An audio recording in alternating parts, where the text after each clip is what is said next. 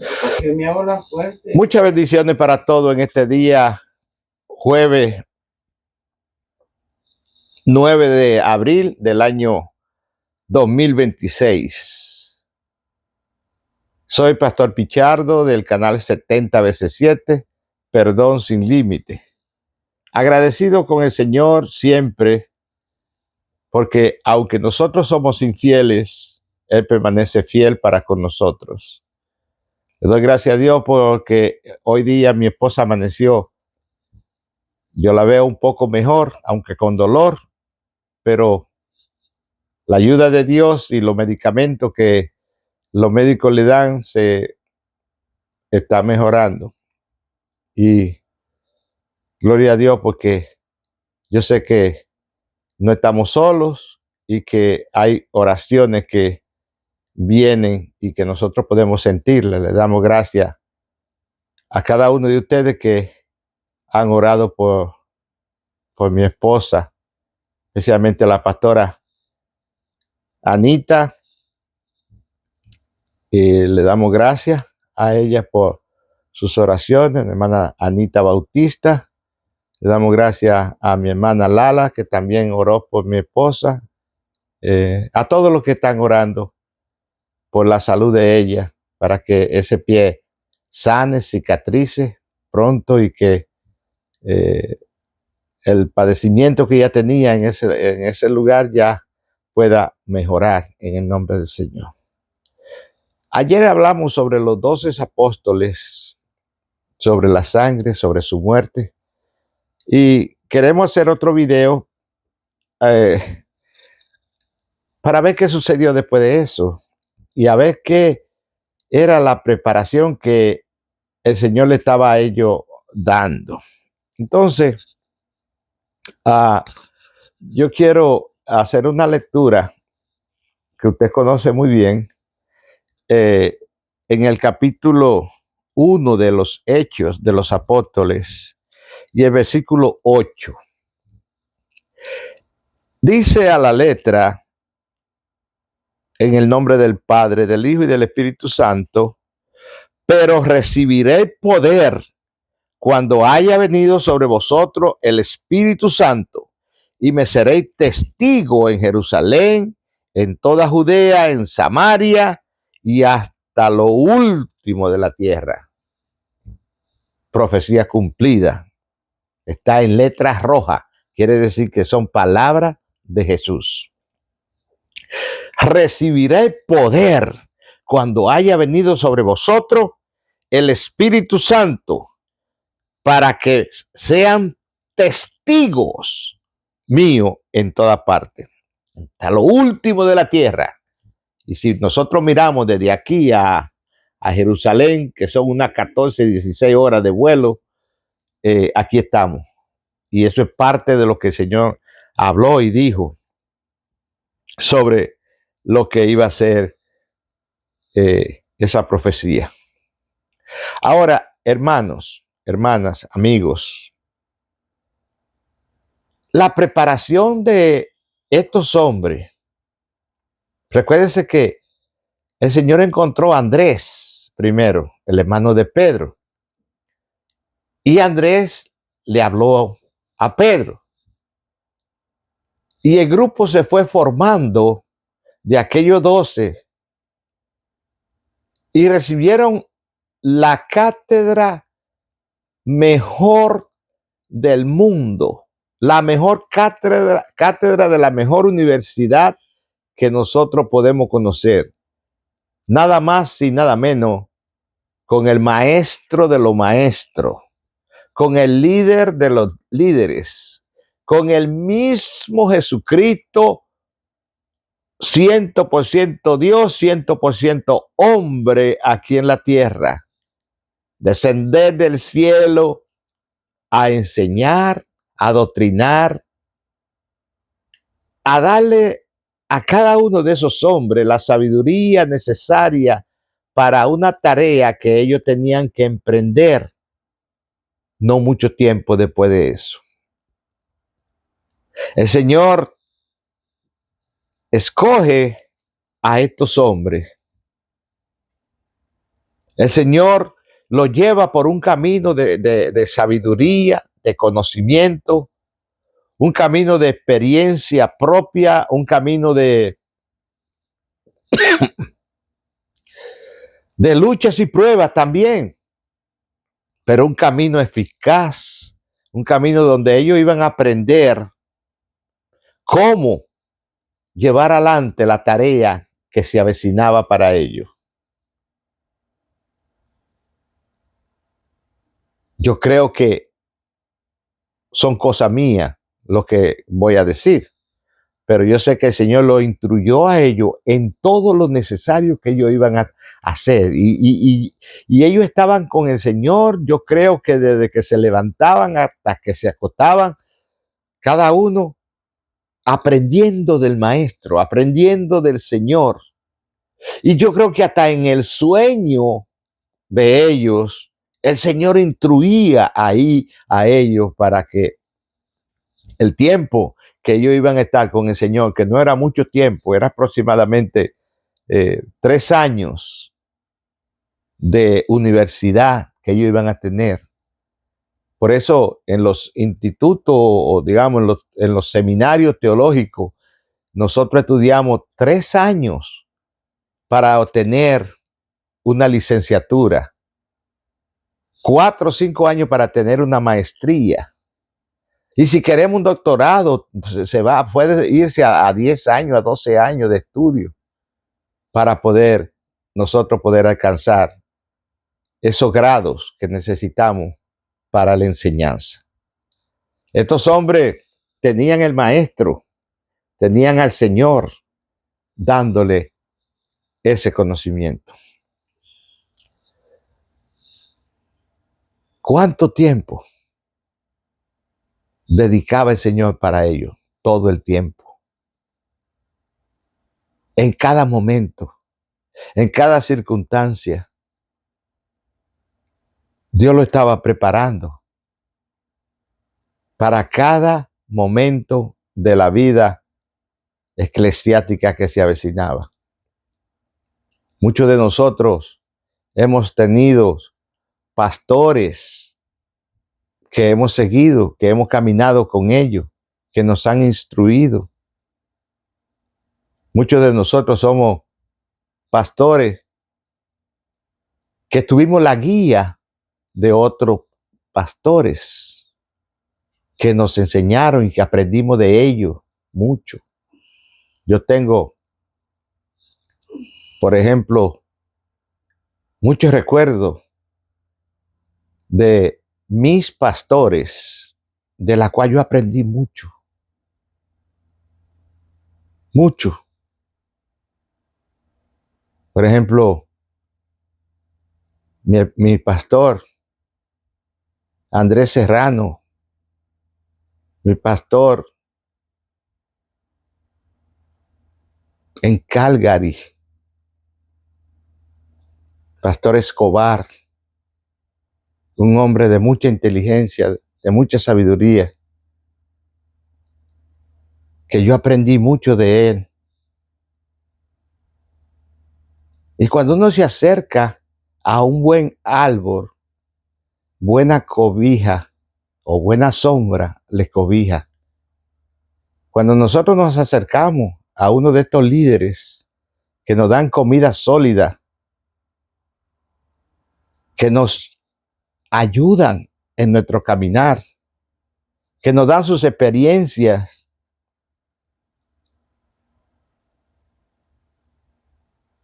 y que ellos miran en nosotros que hay un llamado de parte de Dios, pues nosotros somos llamados a encarrilarnos por ese sendero, ese camino, para un día estar preparados y tener o cumplir ese llamado que Dios nos ha hecho. Porque esto es un llamado que Dios hace a cada uno de nosotros para que nosotros podamos estar firmes y seguir haciendo la obra del Señor. Fueron 3 años que el Señor trabajó con estos 12 para ponerle en sus manos la iglesia. Ahora, la iglesia comenzó aproximadamente en el año 33 después de Cristo, durante las festividades de Pentecostés. Este evento ocurrió unos 50 días después de la resurrección de Jesucristo.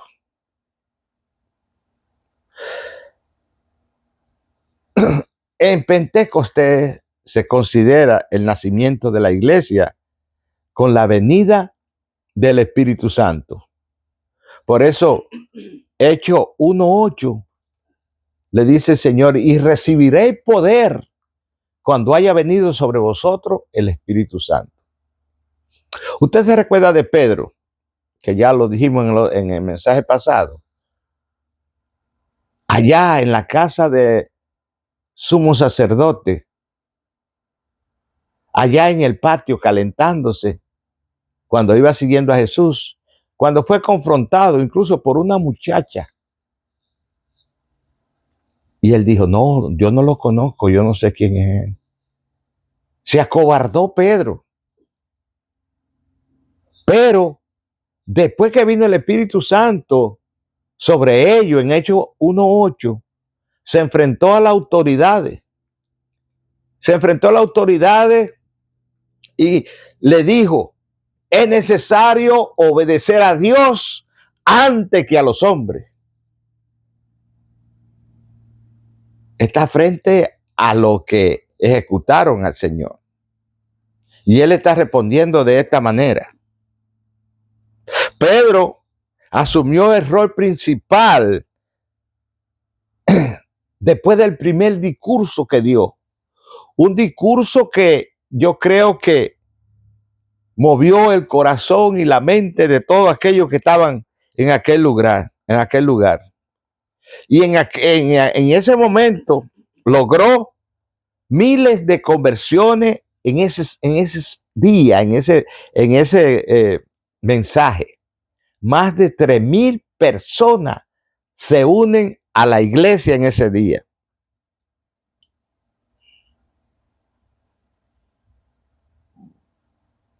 Más de 3,000 personas. Imagínese usted lo tremendo que fue ese discurso que el apóstol Pedro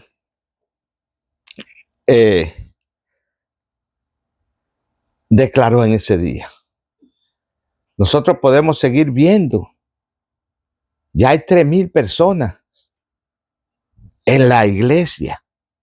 Después de la enseñanza que Jesús le dio, después de la preparación que Jesús le dio a cada uno de ellos para lo que ellos tenían que hacer después de él. Esa es la preparación que nosotros tenemos de parte de la iglesia, de parte de nuestros pastores, cuando tenemos llamado de Dios. Y sí, y no tenemos que tener llamado para ser pastores, ni para ser evangelistas, ni para ser lo que usted quiera, aunque sea solo para tener el conocimiento pleno de la palabra de Dios. Usted puede ir a un seminario, usted puede ir a un instituto a aprender para conocimiento propio, pero si usted tiene llamado de parte de Dios, es necesario que usted vaya y se inscriba a un seminario de teología y usted aprenda. Porque muchas veces el Señor le dijo, ¿sabe qué? Un ciego no puede guiar a otro ciego porque caerán los dos en el hoyo. Si usted está enfermo y necesita una cirugía, y yo le digo a usted, venga, yo lo voy a operar, ¿usted se va a dejar operar de mí? No, yo no soy médico, yo no soy doctor. Yo no puedo agarrar un bisturí y operarlo porque yo no he hecho los cursos necesarios, ni tengo el conocimiento en la medicina para poder efectuar y hacer una operación. El doctor que ha ido 6 años a una universidad y ha aprendido y está capacitado, tiene títulos para ejercer su profesión. Usted va, por ejemplo, mi esposa El doctor que la operó es un hombre que hizo en el día de ayer aproximadamente más de 10 operaciones de lo mismo que operaron a mi esposa, uno atrás de otro, uno atrás de otro. Es un hombre que está capacitado porque tiene el conocimiento que ha adquirido, el estudio que él hizo para hacer lo que él hace. Si hubiera sido yo que hubiera operado a mi esposa, le dejo el pie peor, porque yo no sé lo que hacer. En toda circunstancia es igual. Es igual. Yo no tengo nada en contra de aquellos que no quieren estudiar y que dicen yo tengo llamado y que yo soy así y punto. Yo he escuchado gente que así habla. Estuve un día hablando con una persona y estábamos hablando del estudio y dijo, no, yo tengo llamado, yo no necesito estudio. Entonces la esposa habló y me dijo, pero yo creo que con el llamado es suficiente. Yo le dije, bueno, allá usted. Pero mi consejo es que tenemos que estudiar. Para ser ingeniero hay que ir a la universidad a estudiar ingeniería. Para ser doctor hay que ir a la universidad a estudiar medicina. Para ser abogado hay que ir a la universidad para conocer las leyes, las cuales usted va a aplicar en la corte para ganar un caso. Para el pastorado necesitamos tener conocimiento. Necesitamos tener ese conocimiento que nos da la teología para poder discernir, disertar, para poder usar las herramientas que tenemos para la guianza de un pueblo. Eso fue lo que el Señor hizo con aquellos 12. Lo preparó, lo enseñó. Y después ellos supieron qué tenían que hacer cuando tuvieron que enfrentarse. Ya dijimos que el único que vimos que iba detrás de Jesús de lejos, dice la Biblia. Allá cuando fue llevado a la casa del Cohen Gador, el sumo sacerdote Anás y Caifás, que estaban juntos ahí, que eran suegro y yerno. El único fue a Pedro. ¿Y los otros qué pasó? ¿Dónde estaban? Tuvieron miedo, se escondieron. Estaba difícil la situación. Pero después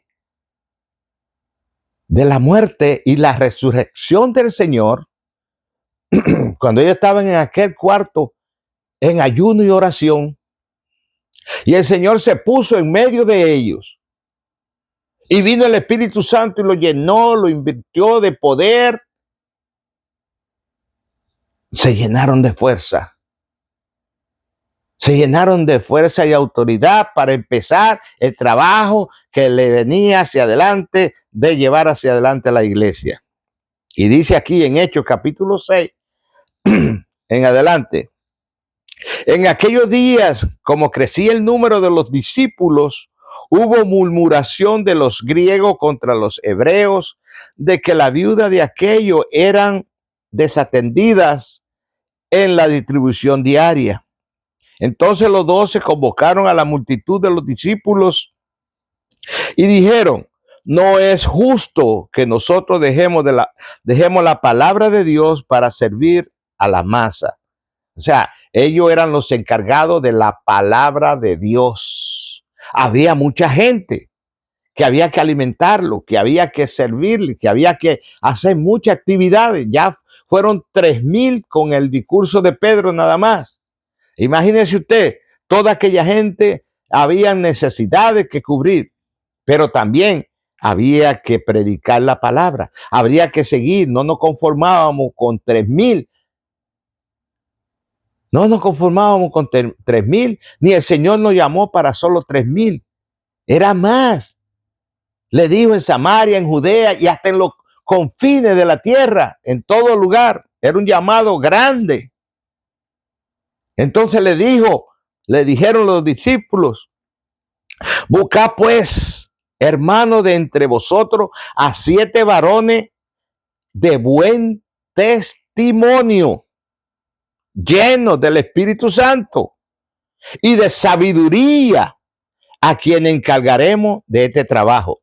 Oiga, para servir a la mesa, para la distribución diaria, había que buscar a 7 hombres llenos de sabiduría y de conocimiento y llenos del Espíritu Santo para encargarle ese trabajo.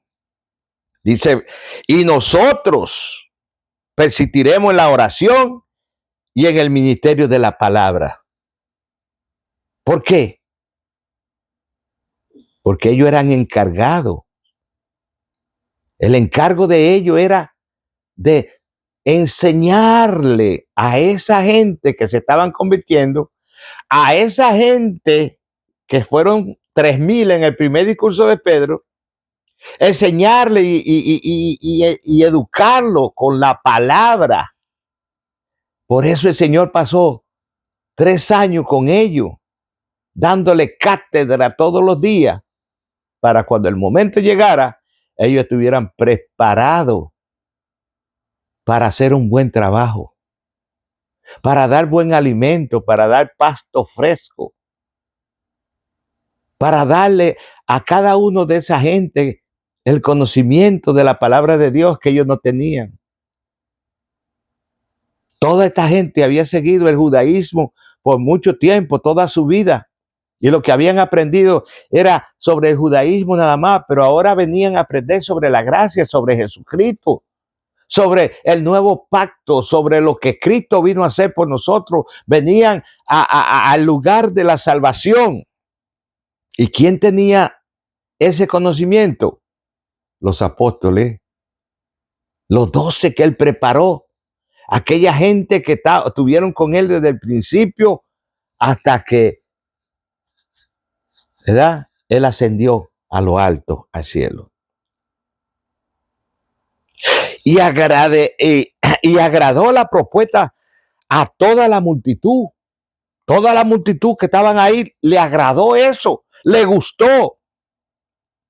Y eligieron entonces a Esteban, varón lleno de fe y del Espíritu Santo, a Felipe, a Prócuro, a Nicanor, a Timón, a Parmenas y a Nicolás, prosélito de Antioquía. Fueron los diáconos que se eligieron en ese día, y a los cuales presentaron ante los apóstoles, quienes orando le impusieron las manos, y crecía la palabra del Señor, y el número de los discípulos se multiplicaba grandemente en Jerusalén, y también muchos de los sacerdotes obedecían a la fe. Muchos sacerdotes obedecían a la fe. Usted recuerda a Nicodemos, uno de los principales de la sinagoga. Llegaba de noche para ver a Jesús. Muchos de los sacerdotes creían en la fe. Este Esteban, lleno del Espíritu Santo, fue el hombre el primer mártir. Fue el hombre que murió apedreado.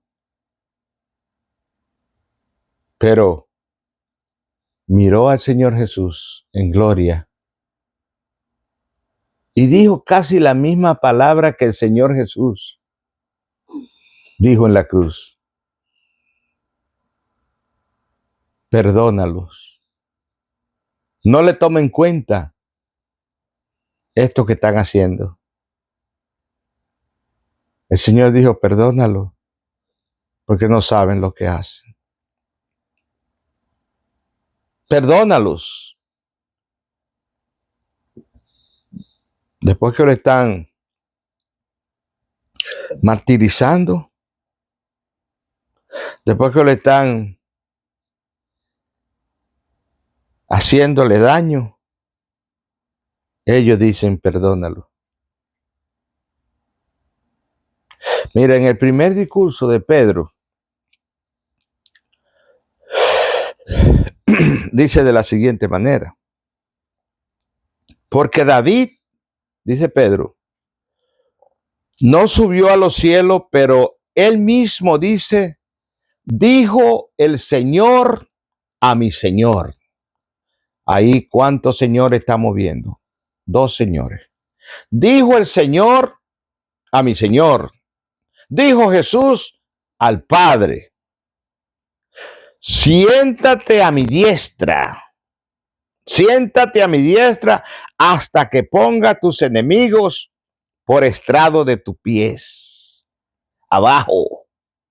Hasta que yo lo humille. Hasta que tus enemigos sean vencidos. Sepa pues ciertísimamente toda la casa de Israel que a este Jesús, a quien vosotros crucificasteis, Dios le ha hecho Señor y Cristo. Al oír esto, se compungieron los que estaban ahí de corazón y dijeron a Pedro y a los otros apóstoles, varones hermanos, ¿qué haremos? Pedro le dijo, arrepentíos y bautícese cada uno de vosotros en el nombre de Jesucristo para perdón de los pecados y recibiré el don del Espíritu Santo. ¿A quién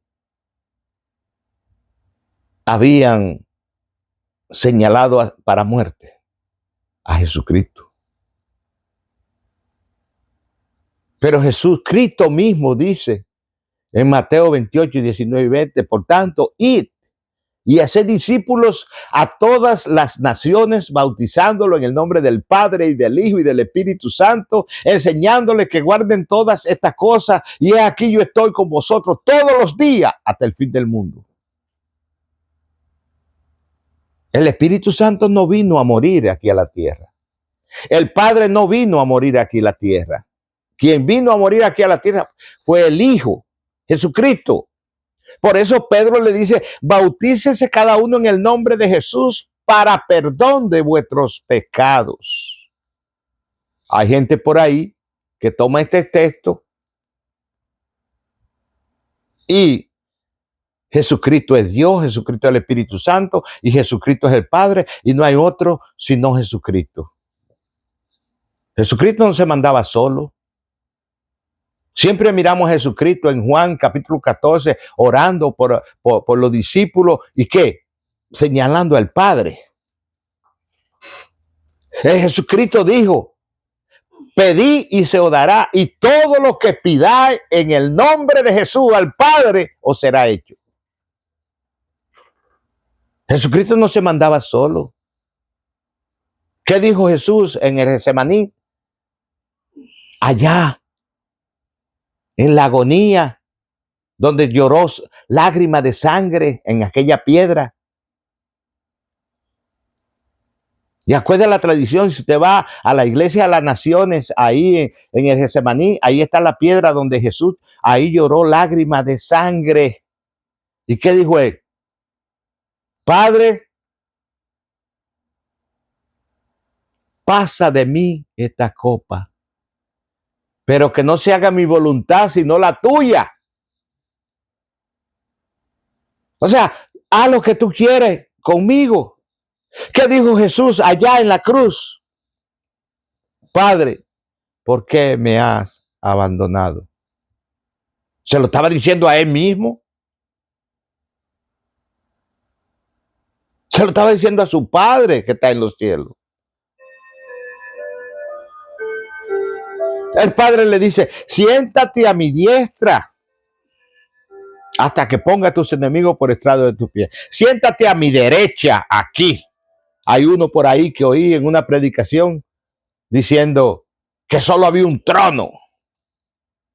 Y en ese trono solo está Jesús sentado y más nadie. Bueno, la palabra dice aquí que el Padre dice, siéntate a mi diestra Ahí ha estado sentado Él siempre a la diestra del Padre. Dice Pedro, porque para vosotros es la promesa, y para vuestros hijos, y para todos los que están lejos, para cuanto el Señor nuestro Dios llamares, para todos. Cuando aquella gente estuvieron pidiendo a Barrabás, cuando aquella gente dijeron que la sangre de este hombre caiga sobre nosotros y sobre nuestros hijos, yo no creo que se iba a extender a todos los judíos y a todas las generaciones, sino que solo a ellos, a los que estaban ahí, a los padres que estaban ahí reclamando que no importaba que la sangre cayera sobre él y sobre sus hijos, pero yo no creo que iba a hacer una cadena hasta el día de hoy. No. No iba a ser una cadena para todas las generaciones. Tenía que suceder así porque así estaba escrito. Y dice, y con otras muchas palabras testificaba y exhortaba diciendo, sé salvo de esta perversa generación. De esa generación. Una generación son ¿cuántos? 55 años, 75 años, 100 años. Lo máximo, 100 años. Pero después de ahí se acabó. Esa generación pasa y vienen otras generaciones. Aquí dice que 3,000 de ellos se arrepintieron, vinieron al Señor. Incluso los sacerdotes estaban ya viniendo a la fe. Hay muchos cristianos a través del mundo. Somos muchos cristianos a través del mundo. Millones de personas que hemos recibido a Cristo como Señor y Salvador de nuestra vida. Dice, y otra mucha palabra testificaba y le exhortaba diciendo, sé salvo de esta perversa generación.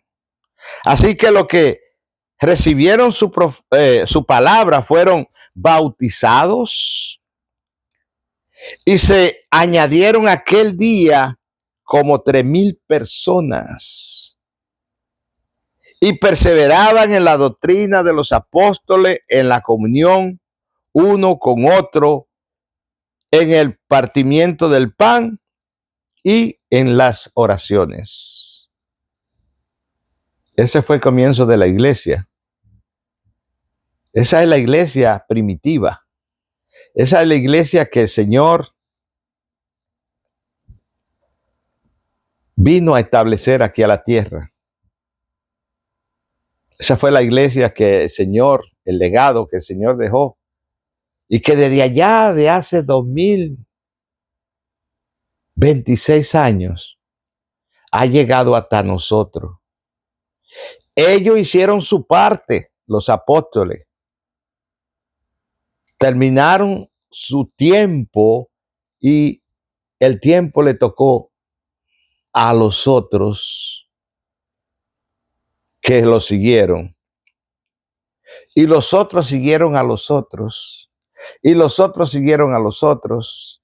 Y llegó el evangelio de la gracia hasta nosotros. Y hoy en día nosotros somos responsables de que este legado, de que esta palabra siga su curso hasta el momento en que Cristo venga. Hasta el momento que Cristo venga, nosotros somos responsables. 2,000 y más años han transcurrido y la iglesia sigue firme y adelante. Hay un himno del himnario de gloria muy lindo que dice firmes y adelante.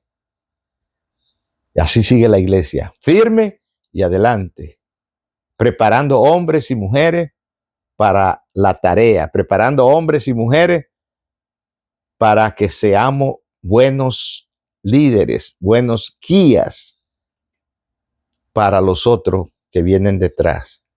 El Señor preparó a 12. Los 12 prepararon un ejército. Ese ejército preparó otro ejército más grande y de ahí se fue creciendo, creciendo, creciendo. Recuérdense que cuando Moisés llega allá a la casa de su suegro, Moisés estaba haciendo todo. Y Jetro le dice, no, no, no, no es así, hay que delegar. Hay que delegar personas que te ayuden. Un pastor en una iglesia no puede hacer todo, no puede ser el 8. Empieza aquí y hace así y termina ahí. No, el pastor tiene que delegar, tiene que tener confianza en su gente que él está liderando y que él está enseñando para que lo ayuden, para que no se queme, para que no se funda. Porque si no, es demasiado en el plato. El pastor no puede tener el plato lleno, lleno, lleno. No, no, no, hay que dar espacio. Y hay que darle a los otros para que aprendan también. Porque no somos eternos aquí en la tierra. Tenemos que delegar. Dios delegó a Jesús que viniera a la tierra a enseñar a ese grupo. Ese grupo enseñó a otro. Y nosotros, con el llamado que tenemos que enseñar a otro. Es por eso que la educación cristiana es muy importante. Es por eso que nosotros tenemos que saber lo que estamos enseñando. Yo le digo a la gente, cuando le enseñamos doctrina, si un día usted se va de aquí, de esta iglesia, busque la misma doctrina. No se meta en cualquier lado. No se meta en cualquier lado. Porque hay muchos engañadores por ahí. Tengan claro lo que usted ha aprendido y lo que se le ha enseñado, que sea lo mismo que usted vaya a oír en otro lugar. Es muy importante. Tenemos que defender nuestra fe y tenemos que defender lo que hemos aprendido. Yo soy trino, yo creo en el Padre, el Hijo y el Espíritu Santo, y de ahí nadie me mueve. Yo sé en quién he creído y cómo he creído. Así es que muchas bendiciones para cada uno de ustedes. Este era el mensaje que concluía el mensaje de ayer, que yo quería hablar sobre lo que es la iglesia, sobre lo que somos nosotros. Dios me lo bendiga, Dios me lo guarde. Saludo a su familia y gracias por el apoyo que nos dan de mirar estos videos. Le pedimos por favor de que si usted nos quiere ayudar a compartir, a expandir este ministerio, dándonos su me gusta, pasando este mensaje a otra persona, compartiéndolo y suscribiéndose al canal. Eso nos ayuda mucho también. Como siempre le digo, no hacemos esto por monetización, no hacemos esto por monetización, lo hacemos por llevar la palabra a aquellos que todavía no le ha llegado. Y porque aprendamos juntos. Yo aprendo de usted, usted aprende de mí. Gloria a Dios. Muchas bendiciones y hasta el próximo video.